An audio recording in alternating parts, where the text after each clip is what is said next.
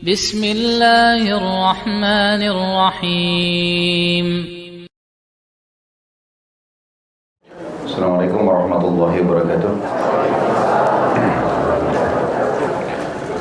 Alhamdulillah, tidak pernah berhenti lisan kita memuji Sang Pencipta Allah.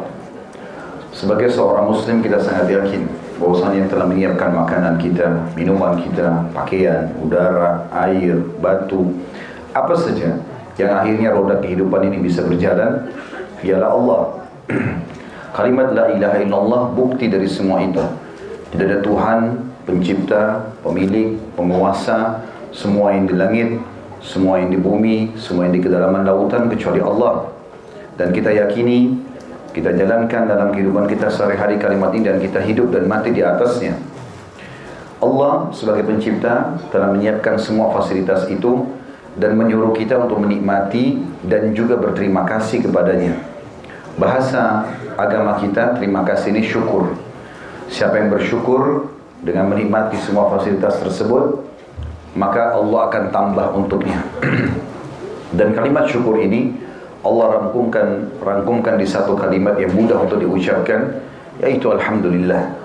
Maka jadilah orang yang selalu membasahi dan bibirnya dengan kalimat ini. Selanjutnya kita panjatkan salam hormat kita kepada utusan Sang Pencipta Allah, yaitu Nabi besar Muhammad sallallahu alaihi wasallam, yang telah membawa kepada kita hukum halal haramnya Allah sehingga kita punya panduan hidup. Dan tentu dengan harapan mengejar janji Allah, satu kali ucapan salam hormat ini dibalas oleh Allah dengan 10 kali tambahan rahmat. Melanjutkan bedah buku kita, kiat-kiat hijrah dari kemaksiatan dan istiqamah dalam ketaatan, buku yang ditulis oleh Muhammad bin Abdullah Ad-Duwaish. Dan kita sudah sempat membahas pasal atau bab pertamanya. Hanya saja ingin saya titik beratkan kembali bahwasanya ada hal yang luput dari banyak orang, yaitu ibadah kepada Allah Subhanahu wa taala punya kenikmatan. Jangan pernah berpikir Bapak Ibu sekalian, kalau Anda istiqamah di jalan Allah, mulai tutup aurat, mulai sholat, mulai mengkritik pendapatan mana yang halal dan haram, sehingga Anda hanya fokus kepada halal dan Anda menghindari yang haram, mulai menerapkan syariat Allah Subhanahu wa taala dalam kehidupan, lalu merasa dirinya akan jauh daripada kenikmatan dunia ini, ataupun mungkin akan hilang darinya sebagian rezeki. Ini semua pemahaman yang keliru. Ibadah punya kenikmatan dan di balik kenikmatan itu Allah juga menjanjikan banyak sekali pahala dan juga rezeki. Tidak akan mungkin salah janji Allah Subhanahu wa taala. Kalau di antara Anda yang mengatakan, Ustaz, saya sudah coba hijrah menjadi orang yang diberi dekat dengan agama, tapi banyak proyek yang luput dari saya. Perasaan pekerjaan ini itu saya tidak bisa kerjakan karena banyak syubhat dan haramnya. Maka saya akan menjawab Bapak Ibu sekalian, sebenarnya Allah lah yang menyelamatkan Anda dari semua jenis pekerjaan tersebut. Coba keluar dari tempat-tempat yang memang syubhat atau haram ini, dan Anda fokus mencari sambil meminta petunjuk kepada Allah mana tempat dan pekerjaan yang sesuai yang Allah inginkan. Banyak sekali orang tadinya dari kemaksiatan, kemudian dia minta petunjuk kepada Allah SWT, menceritakan kepada saya pun, ternyata dia akhirnya alihkan ke travel haji dan umroh dari usaha-usaha yang haram, akhirnya bisa mengurus jemaah bolak-balik ke Mekah dan dia merasa tenang serta digantikan oleh Allah SWT pendapatannya. Berapa banyak orang yang tadinya pendapatannya haram, lalu kemudian dari sisa-sisa uang halal dia buka restoran dan Allah berkahi, dan seterusnya. Allah Subhanahu wa taala pasti benar dengan janjinya. Allah menjanjikan orang yang beriman dan beramal saleh dalam surah At-Talaq ayat 2. Dan ini di dalam surah At-Talaq, surah nomor 65 ini, 4 ayat berturut-turut janji Allah ada di situ. Bagi orang yang bertakwa atau orang yang patuh dan coba istiqamah di atas agama Allah. Di ayat 2-nya, di akhir ayat 2 Allah mengatakan, A'udzubillahi minasyaitonirrajim, wa may yattaqillaha yaj'al lahu makhraja. Siapa yang bertakwa kepada Allah, makna takwa patuh.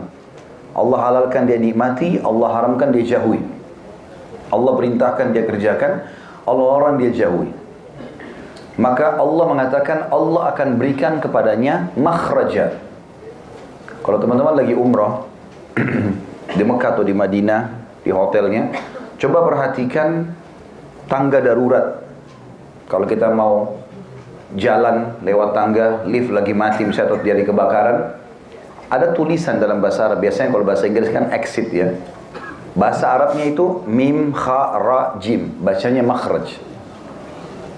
Kenapa digunakan kalimat itu? Karena itu tangga darurat untuk menyelamatkan dari kebakaran tadi, gitu kan? Allah menggunakan kalimat ini mengatakan, "Wa may yattaqillaha yaj'al lahu makhraja." Tidak mungkin salah. Allah mengatakan siapapun yang bertakwa pasti Allah akan berikan makhraja, solusi, jalan keluar dari permasalahannya. Kalau kita kerja di sebuah tempat haram, kita tinggalkan, Allah kasih pasti yang pekerjaan halal. Kita meninggalkan perzinahan, Allah akan kasih pasangan yang halal. Apapun yang kita tinggalkan yang buruk, kita akan dialihkan kepada yang baik. Itu janji Allah di At-Talaq ini. Dan ini diyakini oleh ribuan bahkan miliaran manusia orang-orang beriman dari zaman Nabi SAW sampai menjelang hari kiamat nanti. Makhraj juga ini bisa diterjemahkan kalau orang Arab membahasakan kalau ada orang jalan di tempat yang sempit, misalnya gang, tubuhnya nggak bisa bergerak. Kemudian tiba-tiba di ujung gang itu dia temukan sebuah lapangan luas, dia bisa lari. Transisi dari tempat sempit ini ke tempat yang lapang, itu namanya makhraj. Maka Allah gunakan kalimat ini. Wa may yattaqillaha yaj'al lahu makhraja. Pasti Allah berikan kepada dia jalan keluar. Di ayat 3, itu ayat 2 tadi. Ayat 3-nya, janji yang kedua, wa yarzuqhu min haitsu la yahtasib. Dan Allah sebutkan secara khusus rezeki. Dan Allah akan berikan kepadanya rezeki dari tempat yang ia tidak sangka-sangka. Nggak masuk di benaknya. Kok bisa dapat proyek ini? Kok bisa saya dapat rezeki ini? Kok bisa saya dapat panduan ini? Kok bisa saya dapat pasangan itu? Nanti akan keluar dari lisannya bapak ibu itu. Pada saat betul-betul kita hijrah dari keadaan yang tidak baik, baik tidak baik atau baik ini tolak ukurnya adalah pandangannya Allah ya, bukan pandangan kita. Selama itu tidak baik, maksiat kepada Allah, semua orang beriman wajib memandang itu tidak baik. Kalau dia baik di mata Allah walaupun tidak baik di mata kita, kita akan pandang itu baik. Seperti itulah. Maka otomatis Allah Subhanahu wa taala akan berikan dia fasilitas itu. Rezeki dari tempat tidak disangka-sangka. Itu di ayat 3-nya. Di ayat 4-nya kita cuma ambil saksi bahasan. Di akhir ayat Allah mengatakan, di ayat 4-nya, "Wa may yattaqillaha yaj'al min amrihi yusra." Siapa yang bertakwa kepada Allah, Allah akan jadikan perkara-perkara urusannya yusra, mudah. Begini memahaminya. Kata sebagian ulama tafsir, ayat 4 surah At-Talaq ini sangat relevan dengan ayat 2. Ayat 2 tadi kan diberikan makhraj, jalan keluar. Ayat 4 Allah bilang makhrajnya itu yusra, mudah. Contoh misal, ada orang sembuh dengan cara operasi. Tapi dari ayat ini, kalau dia betul-betul bertakwa kepada Allah, tanpa operasi dia bisa sembuh. Ayat 4 ini memastikan makhrajnya tadi, jalan keluarnya nggak sulit buat dia, yusra, mudah. Bisa dilihat di situ di Al-Qur'annya.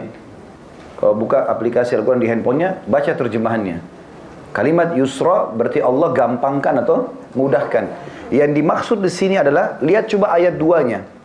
Yang makhraja. Makhraja apa Allah di situ apa terjemahannya? Jalan keluar. Lihat nggak? Ya. Jadi ini ada relevansinya, ada hubungannya satu sama yang lain. Berarti ayat 4 ini menafsirkan ayat 2. Makhraja di ayat 2, jalan keluar. Di ayat 4-nya dikatakan yusra, mudah. Saya pernah bedah sebuah buku, judulnya itu Keajaiban Sedekah dan Istighfar. Ada orang, kejadian nyata di Saudi, udah divonis sama dokter, kena kanker dan dia tidak akan pernah bisa sembuh. Dia pergi ke dokter terbaik di Amerika.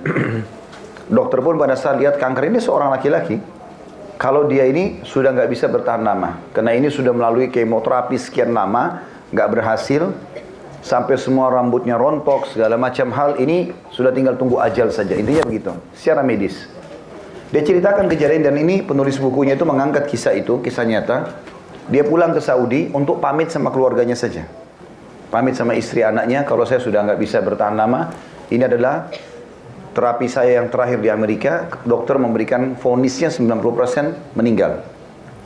Dia tulis wasiat segala macam, dia pulang, terus dia ke bandara lagi untuk pergi. Pengobatan terakhir, ikhtiar terakhirnya. Dia cerita di tengah jalan menuju ke bandara ada satu orang miskin ibu-ibu duduk di pinggir jalan. Kemudian terlintas bedak dia, kesian benar orang ini, dan mungkin ini amal saya terakhir. Toh saya akan divonis meninggal dunia. Dia korek kantongnya, ditemukan 3.000 real. Mungkin kalau kita 15 juta ya. Dia ambil semuanya, ditaruh di tangannya ibu itu. Sambil dia mengatakan, saya berharap mudah-mudahan dengan ini Allah bisa sembuhin saya. Maka dia pergi ya, ke Amerika. Tiba di Amerika, begitu dari bandara tiba, dia nggak pakai ke hotel, langsung ke rumah sakit untuk terapi. Dan pada saat dan ini semua rekodnya dia, laporan dia sudah ada, reportnya sudah ada di rumah sakit. Begitu dicek kembali, ternyata semua kanker dia bersih. Dan kata itu kisah nyata, dan kata dokternya, Anda jangan permainkan kami. Anda sedang berobat kemana? Ini rumah sakit terbaik, di sini dokter terbaik. Kami vonis ini pasti nggak bisa sembuh. Kok bisa seketika sembuh? Pakai apa nih? Maka dia bilang, saya nggak buat apa-apa. Saya benar-benar pulang ke Saudi, pamit sama keluarga saya. Dan pada saat saya kembali, ini yang terjadi. Dia bilang, apakah Anda tahu hasilnya apa sekarang? Ini diperlihatkan. 0, bersih. Kayak orang tidak pernah sakit sebelumnya. Maka dia tiba-tiba konekin, dia bilang, kemungkinan besar. Bukan cuma kemungkinan, kita sebagai muslim yakin. Kalau sedekah itu penyebabnya. Nggak ada yang mustahil bagi Allah SWT. Ini sudah vonis mati, tapi memang ajal di tangan Allah bisa hilang penyakit tanpa bekas. Nggak ada yang mustahil di sisi Allah Subhanahu wa Ta'ala. Ada seorang wanita dari Jerman divonis kena penyakit kanker darah, penyakit payudara, maaf, dan ini kankernya sudah stadium sekian, dan ini juga vonisnya sama. Tapi ini agak berbeda sedikit kasusnya. Dia orang Jerman Muslim di sana. Terus sudah vonis dokter 2 minggu lagi umurnya. Dia bilang sama suaminya, karena mereka Muslim, saya coba habiskan 2 minggu ini umur saya di Saudi saja, di Mekah. Ini sudah divonis dokter mati, dan mereka sangat yakin pasti itu akan terjadi. Berangkatlah ke Saudi, 3 hari proses visa dan tiket. Dari 14 hari, 3 hari sudah hilang, tinggal 11 hari. Begitu tiba di Mekah, cuma taruh barang di hotel, tawaf, umrah. Setelah itu, perempuan ini duduk di situ. Nangis-nangis di depan Ka'bah, mohon pengampunan kepada Allah SWT. Dia nggak minta sembuh. Dia begitu yakin kalau dia akan meninggal dunia. Sekarang coba mohon ampun saya kepada Allah nih. Berjalan 3 hari, jadi dari 11 hari itu saya sudah 3 hari waktu lewat di Mekah. Maka ada seorang wanita, marbot masjid atau pengurus masjid itu perempuan, pakai cadar dekati dia, terus ngobrol. Saya lihat ibu ini dalam berapa hari nangis terus. Kenapa? Ceritalah dia.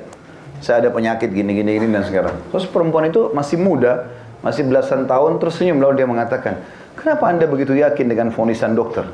Sekarang Anda sudah berada di bidang tanah paling baik di muka bumi. Ini rumahnya Allah. Dan di sini ada air Zam-Zam yang Nabi SAW bilang Zam-Zam liman syuribalah. Zam-Zam sesuai dengan niat orang yang meminumnya. Coba minum, berdoa kepada Allah agar minta disembuhkan.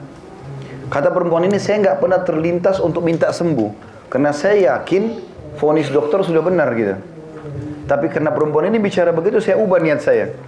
Semenjak itu, karena sekarang dari 11 hari potong 3 hari, sisanya 8 hari. Semenjak itu 5-6 hari ke depan, karena dia harus pulang menjelang waktu penentuan dokter itu. Sekitar 5-6 hari ke depan dia bilang, saya tidak buat apa-apa kecuali minum Zam-Zam. Makan apa-apa pun tidak. Sambil berdoa kepada Allah agar disembuhkan. Ringkas cerita, dia bilang saya pulang ke Jerman, langsung dari bandara ke rumah sakit, sama kasusnya. Begitu dokter sudah siapin tempat operasi segala macam, sebelum masuk ke ruang operasi dicek, ditemukan tidak sedikit pun tertinggal dari sel kanker itu. Hilang semuanya. Minum air Zam-Zam, yang selama ini kita selalu, benar nggak sih? Gitu. Atau mungkin minum sedikit, simpan aja. Ada orang umroh Zam-Zam 10 tahun yang lalu, ada di rumahnya nggak pernah disentuh-sentuh. Padahal dia manfaatnya besar. Habis ya bisa beli lagi kan sebenarnya. Tapi mereka nggak paham masalah itu. Ternyata ini membuat dokter itu kaget. Dan ini kalau tidak salah satu penyebab dokter itu syahadat. Ya, dokternya dia syahadat, tadinya agama Katolik, karena melihat keajaiban ini. Dan terlalu banyak kisah-kisah yang berhubungan dengan hal-hal yang seperti ini. Jadi Allah bilang di ayat 4 At-Talaq tadi, Allah akan jadikan urusannya mudah. Di ayat 5-nya, di ayat 5 At-Talaq, tapi ini janji yang keempat, wa may yattaqillaha yukaffir anhu sayyi'atihi wa yu'dhim lahu ajra. Siapa yang bertakwa kepada Allah, dia istiqamah, dia hijrah, dia coba istiqamah, Allah akan maafkan semua kesalahannya yang lalu, dan Allah akan lipat gandakan pahalanya ke depan. Jadi apapun yang dia buat akan berlipat ganda pahalanya. Ini janji luar biasa ini dari Allah SWT. Dan dalam Al-Quran tidak kurang dari 226 ayat ya, dari 6.000 ayat sekian, itu yang menjanjikan semua orang yang bertakwa kepada Allah diberikan solusi dan jalan keluar. Bahkan puncaknya untuk masuk ke dalam surga itu memang harus menjadi orang yang bertakwa. Artinya patuh kepada Allah. Allah bilang halal dia nikmati, Allah bilang haram dia jauhi.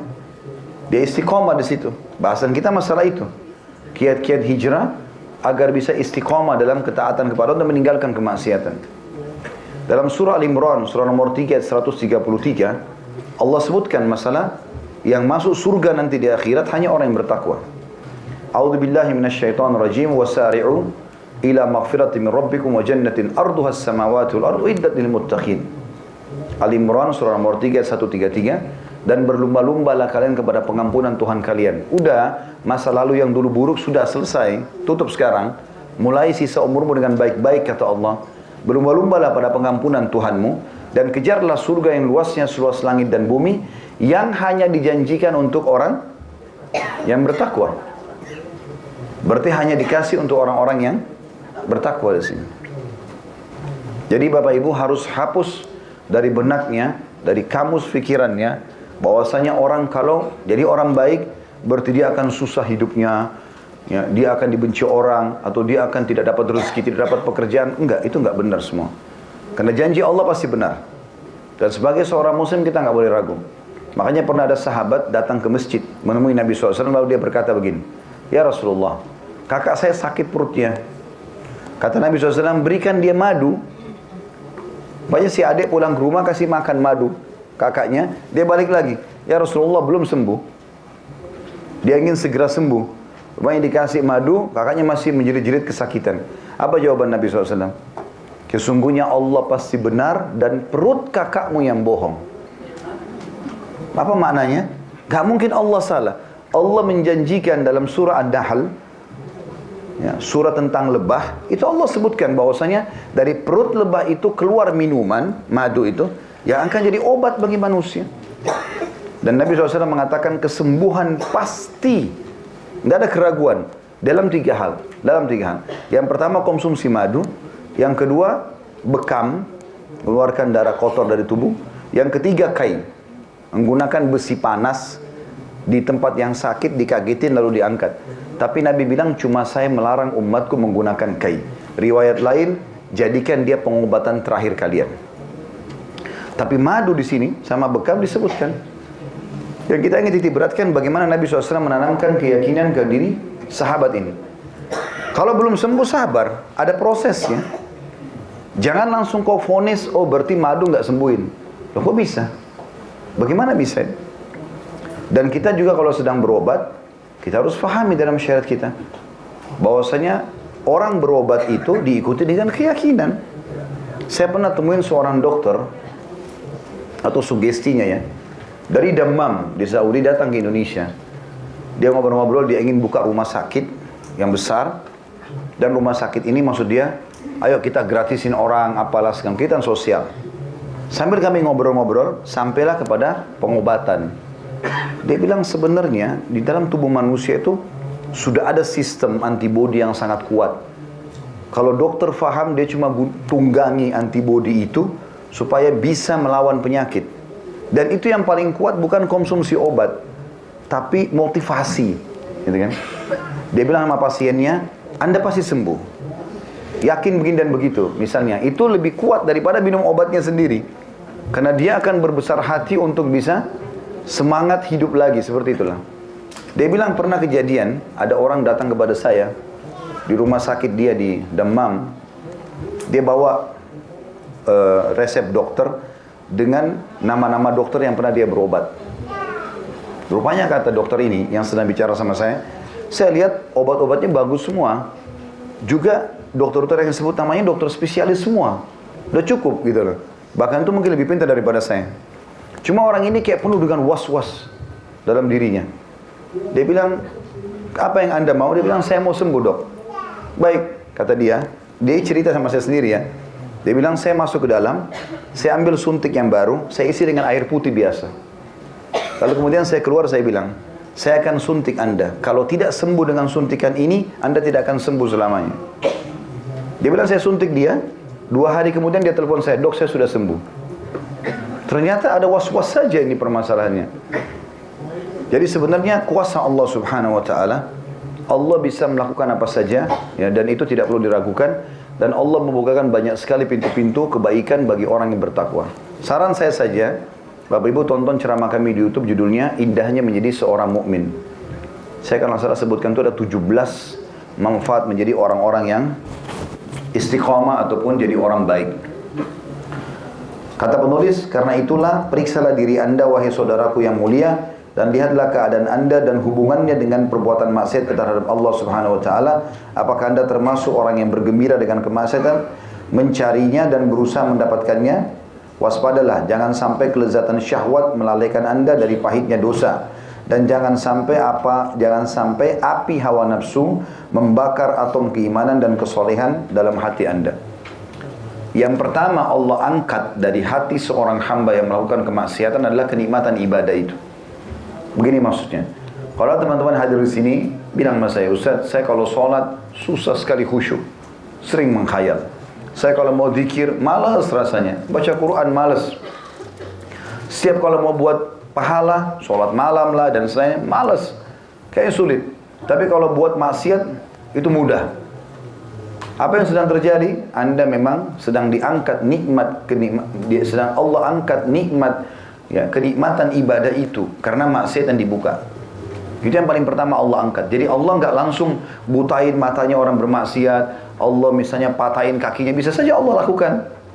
Allah buat dia keluar, ditabrak, mati, bisa saja. Tapi Allah maha penyayang dengan hamba-hambanya, Allah berikan tahapan. Cuma tahap pertama ini berat sekali. Maksudnya adalah, kalau orang buat dosa, akan diangkat kenikmatan ibadah darinya. Jadinya tidak nikmat lagi ibadah itu. Padahal sebenarnya itu nikmat yang sangat besar. Bisanya kita sujud, mohon kepada Allah, menangis, kita baca Quran rasanya nggak mau berhenti, kalau berdoa rasanya nggak mau menutup doanya, selalu ingin komunikasi sama Tuhannya. Itu mahal sekali, dan itu yang pertama hilang kalau orang buat maksiat.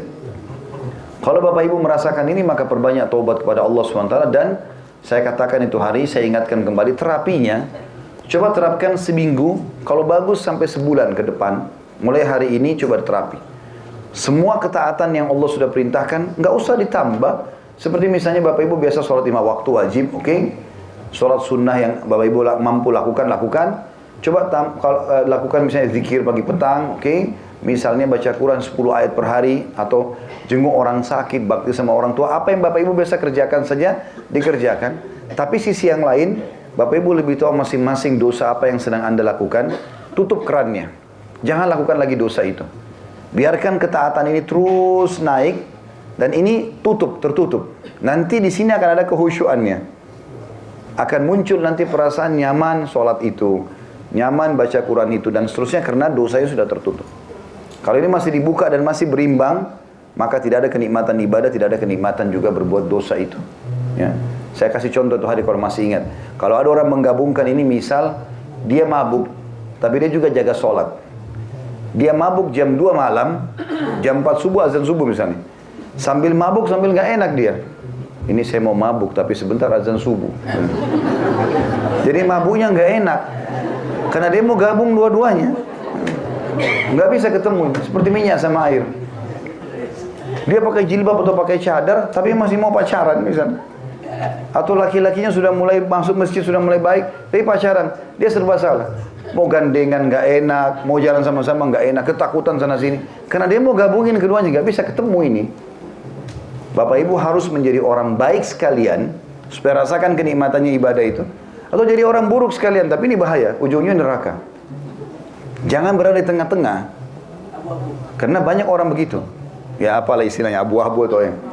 Tapi yang jelas teman-teman, kalau Anda masih membuka ini dan membuka ini, hilang kenikmatan dua-duanya.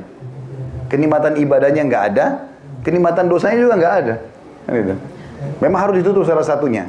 Kalau orang dia tidak mau ibadah sama sekali, pemabuk nggak mau ibadah, nggak pikirin sholat, nggak pikirin apa, dia mabuk sampai jatuh di pinggir jalan, dia nggak peduli kan? Karena dia nikmati dosanya, tapi ini bahaya ke neraka. Atau orang dasarnya nikmati ibadahnya, dia tutup pintu maksiatnya. Kalau Bapak Ibu kerjakan ini, terus ibadah yang rutin saja, yang wajib-wajib misalnya, dosanya ditutup, nanti akan naik terus rate-nya, dosanya turun. Nanti lama-lama makin kental terasa keimanan itu. Sampai pada tingkat Bapak Ibu bisa jijik dengan dosa itu. Kok kenapa orang itu begitu ya? Kok kenapa dulu saya buat ya? Begitu nanti. Saya tanya sendiri beberapa jemaah saya yang sudah coba terapkan ini. Bagaimana perasaannya, akhi? Oh, saya bertanya-tanya Ustaz, kenapa dulu saya buat itu ya? Kemana uang saya keluarin dulu begini dan begitu. Itu dulu ada kisahnya. Para sahabat begitu, seperti Ikrimah bin Abi Jahal radhiyallahu anhu. Ini dulu sama ayahnya Abu Jahal suka sekali perangi Islam. Abu Jahal Fir'aunnya umat ini, meninggal dalam keadaan kafir. Anaknya ini Ikrimah selalu ikut ayahnya. Pokoknya kalau mau nyerang Islam, nyumbang duit, dia nyumbang duit, nyumbang pasukan-pasukan, senjata perang, segala macam hal. Terakhir pembebasan kota Mekah, dia masuk Islam. Setelah dia masuk Islam, Allah tanamkan iman dalam hatinya, maka dia melihat Al-Quran sambil dia baca, dia faham. Maka dia mengatakan, inilah perkataan Tuhanku yang aku lalaikan selama ini. Sambil dia nangis gitu.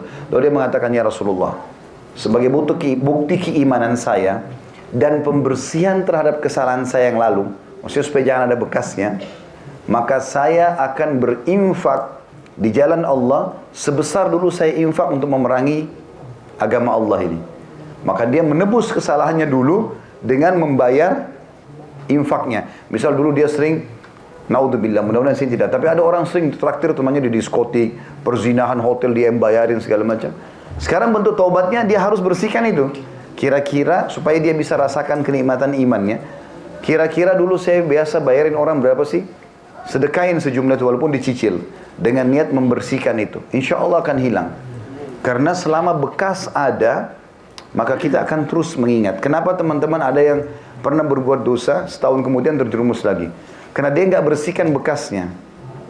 Bekasnya masih ada. Sehingga bisa dipicu oleh syaitan. Salah satu ciri teman-teman tobat kita diterima oleh Allah SWT, kata sebagian ulama, adalah kita lupanya terhadap dosa itu. Misal contoh, orang pernah tonton, naudzubillah, film porno yang tidak benar, kemudian dia tonton. Terus dia tobat sekarang. Kalau kapan dia, satu waktu, ada pemicu untuk nonton lagi, kemudian dia lupa, dia tidak tahu ini cuplikan apa. Itu berarti dulu tobat dia sudah diterima, karena dia sudah lupakan, bekasnya pun hilang. Seperti itulah.